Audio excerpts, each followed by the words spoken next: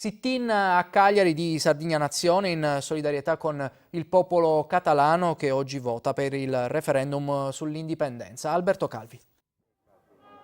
Oggi oltre 5 milioni di catalani potranno recarsi alle urne per esprimere il proprio parere sull'indipendenza dalla Spagna. Delegazioni di osservatori e sostenitori sono partite dall'Irlanda, dalla Scozia, dai Paesi Baschi e dalla Corsica e naturalmente anche dalla Sardegna. Alcuni attivisti di Sardigna Nazione, armati di striscioni e di bandiere, hanno dato via un sit-in di solidarietà con il popolo catalano, simbolicamente davanti al Palazzo del Governo a Cagliari, in Piazza del Carmine. I manifestanti hanno distribuito il materiale informativo sulla protesta contro il governo spagnolo che, a differenza dal Regno Unito, ha negato la legittimità del referendum che sarà solo consultivo. Oggi i popoli sono alla riscossa perché le piccole patrie stanno tornando ad esistere.